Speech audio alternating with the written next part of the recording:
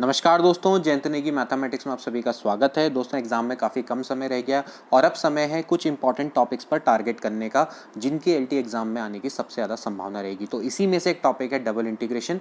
पिछले बार 2018 एलटी के पेपर में इस पर बेस्ड 2 क्वेश्चन आए थे, तो ये टॉपिक हम टारगेट कर सकते हैं, काफ़ी ईजी भी रहेगा। इसको जल्दी से हम आज सॉल्व करेंगे, इस टॉपिक के बारे में पढ़ेंगे और थोड़ा सा इसके क्वेश्चन भी कर लेंगे ताकि आपको इसका आइडिया आ जाए और इस पर बेस्ड अगर क्वेश्चन एग्जाम में आता है तो आप उसको मिस ना करें। ठीक है, तो चलिए इस टॉपिक को स्टार्ट करते हैं। देखिए सबसे पहले डबल इंटीग्रेशन। डबल इंटीग्रेशन क्या होता है? जो कॉन्सेप्ट है दोस्तों, जो डबल इंटीग्रेशन का, वो कुछ नहीं है, it is an extension of the concept of definite integral. लेकिन क्या होता है, इसमें 2 आर्ग्यूमेंट आ जाते हैं। ठीक है, आपका जो जनरली आप जो डेफिनेट इंटीग्रल पढ़ते थे उसमें क्या होता था, 1 आर्ग्यूमेंट होता था, जैसे कि x या y के रिस्पेक्ट में आप करते थे। यहाँ पर आपका दोस्तों क्या हो जाएगा, एक्सटेंशन हो जाएगा डेफिनेट इंटीग्रल का to the case of 2 arguments, यानी कि 2 डायमेंशनल स्पेस में हो जाएगा। ठीक, तो यहाँ पर दोस्तों क्या होगा, फंक्शन आपका क्या हो जाएगा, x, y।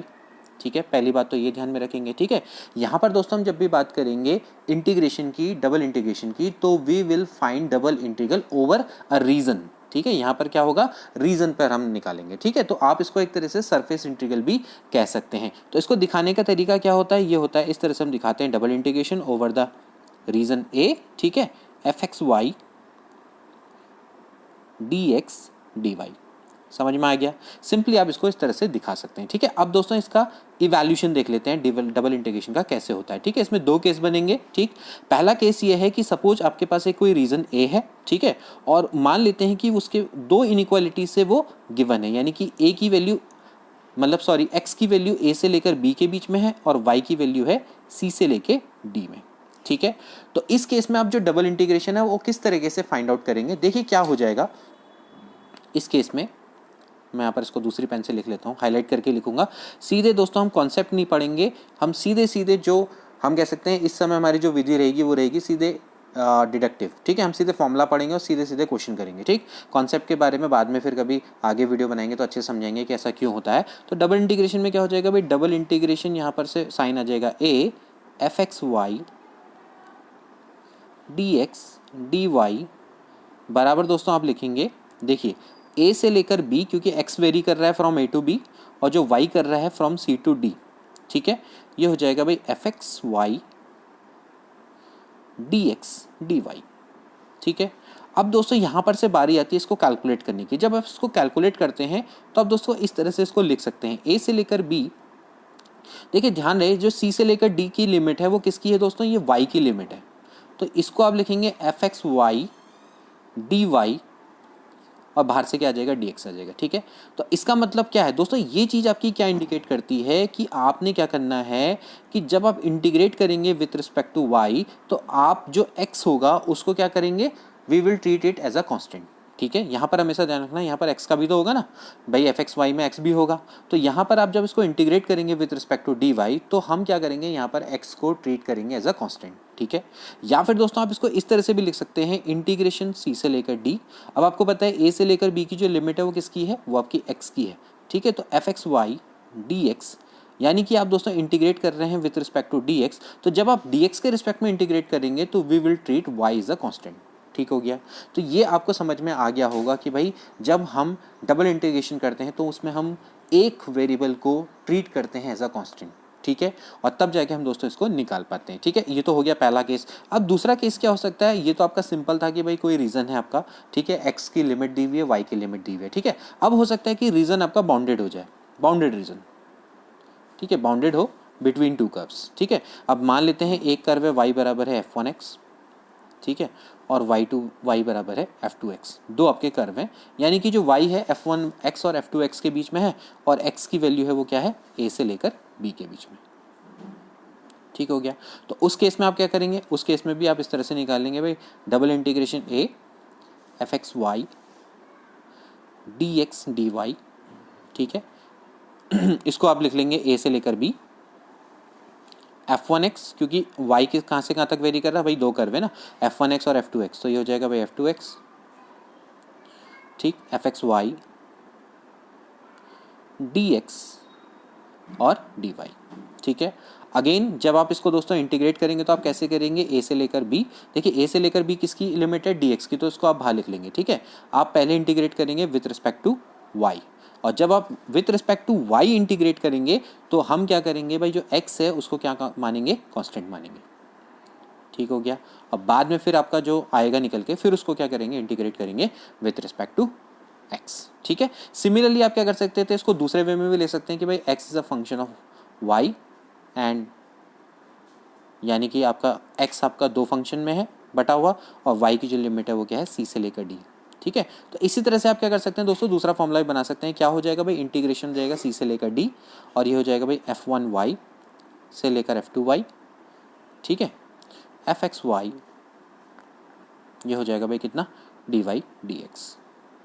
ठीक। तो अब आप देख सकते हैं इस केस में आपका क्या है कि भाई c से लेकर d, इसको आप किस तरह से लिख सकते हैं, जो मैंने पहले बोला f1y f2y, क्या करेंगे fxy ऐसे लिख देंगे। ठीक है। और जो dx है वो अंदर आ जाएगा, क्योंकि जो आपका dx है उसी की जो x है, x की लिमिट कितनी है, x की जो लिमिट है वो आपकी क्या है, f1y से लेकर f2y है। ठीक है। और बाहर से क्या आ जाएगा, dy आ जाएगा। ठीक है। और जब आप इसको इंटीग्रेट करेंगे विथ रिस्पेक्ट टू x, तो y को क्या करेंगे, ट्रीट करेंगे एज अ कांस्टेंट। ठीक हो गया। तो यहाँ पर से आपको आई होप कि ये समझ में आ गया होगा कि इसका कॉन्सेप्ट क्या है, और इस कॉन्सेप्ट पर बेस हम दोस्तों आप क्वेश्चन करेंगे। इंपॉर्टेंट क्वेश्चन होने वाले हैं। देखिए एक एक करके मैं आपके सामने क्वेश्चन लेकर आऊँगा, बहुत सिंपल है, और LT 2018 का क्वेश्चन जो आया था वो भी मैं बताऊँगा कि कितना सिंपल आप इसको कर सकते हैं। ठीक है। तो देखिए दोस्तों, पहला क्वेश्चन है integration from 0 to a, integration from 0 to b X square plus Y square D X D Y. आपको इसकी वैल्यू निकालनी है। कैसे निकालेंगे मैंने आपको पहले ही बताया। देखिए ध्यान रखना, 0 से लेकर b आपकी किसकी लिमिट है, y की। ठीक है। और x की लिमिट कितनी है, 0 से लेकर a। ठीक है। तो अब आप इसको कैसे करेंगे, देखिए 0 से लेकर a, इसको आप ऐसा लिखेंगे ब्रैकेट में 0 से लेकर b X square plus Y square. ठीक। और यहाँ पर क्या लिखेंगे, dy, और बाहर से क्या लिखेंगे, dx। ठीक हो गया, समझ में आ गया, कोई भी दिक्कत नहीं होनी चाहिए। ठीक। इसके बाद अब अगला स्टेप क्या रहेगा, मैंने पहले ही बताया, आप क्या करेंगे, यहाँ पर x को ट्रीट करेंगे एज अ कांस्टेंट। ठीक है। जब y के रिस्पेक्ट में इंटीग्रेट कर रहे हैं तो 0 से लेकर a हो जाएगा। देखिए यहाँ पर आपका ये कांस्टेंट है, तो इसका इंटीग्रेशन क्या हो जाएगा, X square Y plus Y का तो इंटीग्रेशन हो ही रहा है y के रिस्पेक्ट में, तो ये हो जाएगा भाई वाई क्यूब बाई 3। ठीक है। और 0 से लेकर b, कोई दिक्कत यहाँ पर तक तो कोई भी दिक्कत नहीं होनी चाहिए। ठीक है। अब इसके बाद आगे का स्टेप क्या रहेगा, 0 से लेकर a रख दीजिए अब आप लिमिट। ठीक है। लिमिट आपको किसकी जगह पे रखनी पड़ेगी, y की जगह पे है, एक चीज़ ध्यान रखना। तो ये हो जाएगा भाई B X square plus B cube by 3, और बाकी 0 रखेंगे तो भैया 0 हो जाना है। ठीक। उससे तो हमारा कोई भी मतलब नहीं होना है। ठीक। तो भाई कितना आ गया, B X square plus B cube by 3, और फिर आप इसको इंटीग्रेट करेंगे with respect to D X. ठीक हो गया। अब आपके सामने एक्स है, एक्स के रिस्पेक्ट में इसको इंटीग्रेट कर दो। अब इसमें कुछ राई नहीं करने के लिए, तो क्या हो जाएगा भाई, बी ये हो जाएगा X cube by 3 plus B cube by 3 X, और ये हो जाएगा भाई 0 से लेकर a। ठीक है। अब आप इसको इंटीग्रेट कर दीजिए, यहाँ से हो जाएगा भाई B A cube by 3 plus B cube A by 3। ठीक हो गया। तो यहाँ से आप क्या कर सकते हैं, 1/3 कॉमन ले सकते हैं। इसके अलावा आपका क्या आ रहा है भाई, ए बी भी कॉमन आ रहा है। ठीक। तो क्या बच जाएगा अंदर, ए स्क्वायर प्लस बी स्क्वायर। ठीक हो गया, hence it is the right answer. इसके बाद अगला क्वेश्चन देखिए, जो कि आपका दूसरे वाले कॉन्सेप्ट पर बेस था। ठीक है। 1 से लेकर 2, 0 से लेकर x आ गया यहाँ पर। ठीक। तो अब इस केस में क्या होगा, इस केस में भी वही होगा, करना होना क्या है, इसमें कुछ भी नहीं होना है। ठीक है। सबसे पहले आप देखना कि भाई जो x है वो किसके बीच में है, ध्यान रखो कितने के बीच में है, 2 से लेके 1। ठीक है। और जो आपका y है, सॉरी मैंने उल्टा लिख दिया, 1 से लेके 2 ना, 1 से लेके 2। ठीक है। और जो आपका y है, y आपका कितने के बीच में है, देखिए 0 से लेके x के बीच में। ठीक हो गया, ये चीज़ आपको पता हो जानी चाहिए। ठीक। ध्यान रखना कि जो ये वाली जो लिमिट होती है ये आपकी किसकी होती है, ये आपकी बाहर वाले की होती है। ठीक है। और ये जो बाहर वाली लिमिट होती है ये इसकी होती है। ठीक। ऐसे करके आप अंदाज़ा लगा सकते हैं ना। चलो पहले मैं इसको मिटा देता हूँ। तो इसको कैसे करेंगे, वही कॉन्सेप्ट रहेगा जो मैंने आपको बताया। सबसे पहले आप क्या करो, सिंपल वे में आप क्या करो भाई, 1 से लेके 2 लिखो। ठीक है। आप इस तरह से ब्रैकेट लगाओ, 0 से लेके x। ठीक है। किसकी लिमिट है, 0 से लेकर x, y की लिमिट है। तो यहाँ से क्या हो जाएगा भाई, dy upon X square plus Y square. ठीक है। X square plus Y square, and now बाहर से क्या आ जाएगा दोस्तों, ये आ जाएगा dx। ठीक हो गया। अब मैंने आपको क्या बताया, मैंने आपको बताया कि जो ये आपका एक्स स्क्वायर है we will treat it as a constant, आपने इसको कांस्टेंट की तरह ट्रीट करना है। तो 1/a² प्लस एक्स स्क्वायर का इंटीग्रेशन क्या होता है, ये होता है 1/a tan इनवर्स x/a, होता ही नहीं होता है।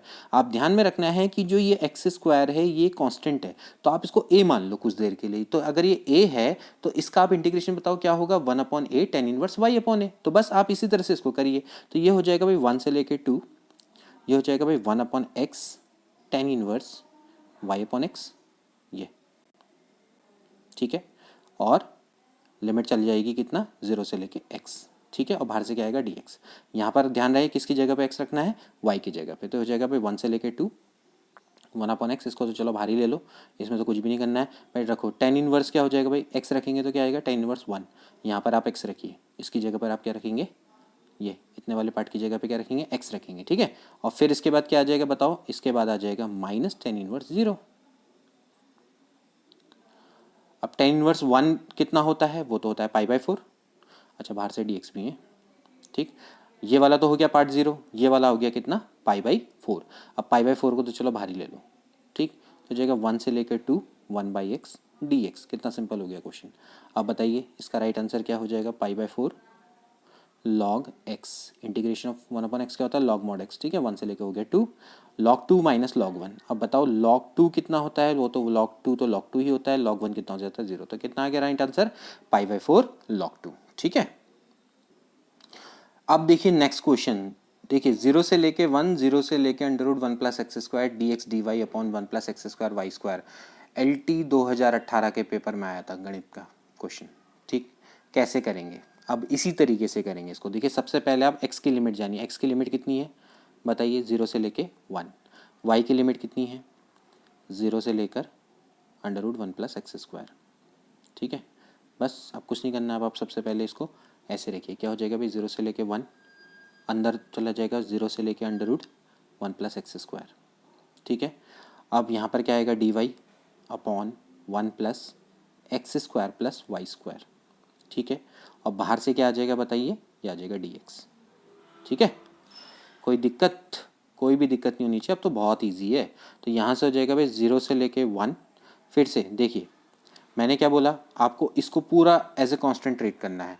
तो बताइए क्या होता है, dx upon a square plus x square क्या होता है, 1/a tan inverse x/a 1/a। अब देखिए यहाँ पर 1 ये क्या होता है, पूरा स्क्वायर होता है, ठीक। तो आप चलो मैं एक काम करता हूँ, 0 से लेके √1 प्लस एक्स स्क्वायर है dx dy अपॉन, मैं इसको ऐसा लिख लेता हूँ 1 plus x square √1 plus x square का होल स्क्वायर, यानी a square plus Y square, ऐसा लिख सकता हूँ, ठीक। समझने के लिए आपको क्लियर हो जाएगा, ठीक है। तो क्या होता है फॉर्मूला, अभी जैसे हमने बताया क्या होता है, 1/a tan इनवर्स x/a। तो हो जाएगा 0 से लेके 1 1/a यानी कि 1 प्लस एक्स स्क्वायर, ठीक है, √1 plus x square tan inverse x/a यानी कि y upon √1 plus x square. बस थोड़ा सा इम्प्रोवाइजेशन है और बहुत ईजी ये क्वेश्चन है, ठीक। क्या हो जाएगा आगे, आगे हो जाएगा, चलिए अच्छा एक चीज़ और, इसमें लिमिट भी तो रखेंगे। लिमिट कितनी है आपकी, ये है 0 और ये है √1 प्लस एक्स स्क्वायर, ठीक है। इस लिमिट को भी तो रखेंगे ना। चलो अब रखो, देखो क्या हो जाएगा, 0 से लेके 1 1/√1 प्लस एक्स स्क्वायर, है ना। अब यहाँ पर रखिए tan इनवर्स क्या हो जाएगा 1 माइनस tan इनवर्स 0, ठीक हो गया, बिल्कुल पहले वाले क्वेश्चन की तरह, ठीक। tan inverse 1 minus tan inverse 0, ठीक। तो tan इनवर्स 1 कितना होता है, वैल्यू आपको पता है, tan इनवर्स 1 की वैल्यू कितनी होती है दोस्तों, π/4। तो हो जाएगा π/4 और tan इनवर्स 0 वो तो आपका 0 हो जाता है, तो π/4 तो चलो बाहर है गया, ठीक। क्या बचा, 0 से लेके 1 dx upon √1 plus x square, ठीक है भाई। अब आपको आई होप कि फॉर्मूला पता होगा, देखिए इंटीग्रेशन के आपको फॉर्मूला पता होना चाहिए। dx upon √a square plus x square क्या होता है इंटीग्रेशन का फॉर्मूला बताइए, ये होता है log mod a plus √a square plus x square, ठीक है। नहीं आता तो याद कर लो यार अभी, ठीक है। तो यहाँ से क्या हो जाएगा बताओ, ये हो जाएगा भाई π/4 log mod 1 plus under root 1 plus x square, ठीक है, और लिमिट रख देंगे 0 से लेके 1, ठीक है। यहाँ तक तो दोस्तों कोई भी दिक्कत आपको नहीं होनी चाहिए। देखिए यही फॉर्मूला होता है, आपने दोस्तों ये चीज़ को याद रखना है, ठीक है। तो यहाँ से क्या हो जाएगा, एक सेकेंड, मैंने लॉग ए नहीं, सॉरी, यहाँ पर क्या होता है लॉग एक्स होता है, ठीक है। Log x plus under root x square plus x square, ठीक है, यहाँ पर एक्स हो जाएगा, 1 नहीं है, x plus under root x square plus 1 square. अब देखिए क्या हो जाएगा, π/4 यहाँ रख दो, 1 प्लस √2, और यहाँ पर रखेंगे माइनस, ये हो जाएगा log 1, जी यहाँ पर 0 रखेंगे ना, तो ये हो जाएगा भाई log, मतलब पहले आपने क्या रखा 1 रखा, ठीक हो गया, उसके बाद आप क्या रखेंगे 0 रख देंगे, ठीक है। तो यहाँ पर 0 रखेंगे तो ये आपका 0 हो जाएगा, ये आपका 0 हो जाएगा, लेकिन बच जाएगा log 1, तो log 1 क्या होता है 0 हो जाता है, ठीक है। तो आंसर क्या आ गया भाई, π/4 log 1 प्लस √2, ठीक है। तो बताइए कोई दिक्कत यहाँ पर, मेरे हिसाब से तो कोई भी दिक्कत नहीं होनी चाहिए, ठीक है। काफ़ी सिंपल सा था ये क्वेश्चन, इस तरह से दोस्तों आप इसको कर सकते हैं। इसके बाद नेक्स्ट क्वेश्चन देखो, 0 से लेकर ए, 0 से लेकर under root A square minus Y square, under root A square minus X square minus Y square dy/dx, ठीक है। अब आप ध्यान से देखना, यहाँ पर उल्टा है, यहाँ पर y की लिमिट कितनी है 0 से लेकर ए, ठीक है। मैंने आपको पहले ही बताया, ये जो अंदर वाला होता है इसकी लिमिट बाहर वाली होती है, ठीक है। और जो dx है उसकी लिमिट क्या होगी, ये, यानी कि x की लिमिट, तो x की लिमिट कितनी है 0 से लेकर under root A square minus Y square, ठीक है। चुटकियों में दोस्तों आप इस क्वेश्चन को कर सकते हैं, कोई भी दिक्कत नहीं आएगी आपको। इन क्वेश्चंस को आप अटेम्प्ट करना, अगर ये एग्ज़ाम में आता है तो ज़रूर अटेम्प्ट करना, कोई ज़्यादा दिक्कत नहीं है। आपका इंटीग्रेशन स्ट्रांग है तो कोई दिक्कत नहीं, डबल इंटीग्रेशन भी वैसा ही होता है और कुछ नहीं है इसमें, ठीक। इसके बाद क्या हो जाएगा, ये लिखेंगे भाई 0 से लेकर ए, ऐसे बनाओ ब्रैकेट, 0 से लेकर क्या हो जाएगा भाई under root A square minus Y square, है ना, और under root A square minus X square, A square minus आपका A square minus X square minus Y square, ठीक है। और यहाँ पर कितना आएगा, ये आएगा dx, ठीक है भाई। इस बार dx आएगा ना अंदर, और बाहर से क्या रहेगा dy, क्योंकि dy की लिमिट है। अब आप जब इसको इंटीग्रेट करेंगे तो आप इसको क्या ट्रीट करेंगे, एज ए कांस्टेंट, ठीक है। तो सबसे पहले तो आप थोड़ा सा फॉर्मूले को अच्छे से लिख लो, 0 से लेकर a, देखिए ये हो जाएगा भाई 0 से लेके under root A square minus Y square under root, देखो आपको किसको ट्रीट करना है कांस्टेंट, y को, तो y को तो भाई a के साथ ले जाओ, ए स्क्वायर माइनस वाई स्क्वायर, ठीक है। और ये तो रहेगा 7, और ये क्या जाएगा माइनस एक्स स्क्वायर, ठीक है, ध्यान रहे। और बाहर से क्या आएगा, बाहर से आएगा dx, और इस टोटल के बाहर से क्या आएगा dy, ठीक हो गया। अब यहाँ पर है दोस्तों मेन स्टेप। अब मैं आपके सामने एक फॉर्मूला लिख देता हूँ, अगर आप में से कई लोगों को याद हो या ना हो फिर भी मैं आपको बता देता हूँ। Integration A square minus X square, क्या होता है A square minus X square dx, क्या होता है भाई, फॉर्मूला अच्छा खासा फॉर्मूला है, ये होता है X under root A square minus X square by 2 plus A square by 2 sine inverse X upon A. भाई ये फॉर्मूला आपको यूज़ करना पड़ेगा, ठीक है। अब ये फॉर्मूला आपको आना चाहिए, तभी जाके क्वेश्चन हो पाएगा, ठीक है। तो यहाँ से करो, ये हो जाएगा भाई 0 से लेकर a, देखिए यहाँ पर भी आपने यही करना है, ठीक। क्या हो जाएगा भाई बताओ, x under root A square minus X square, ठीक है, जो कि है वही है A square minus Y square minus X square, ठीक है।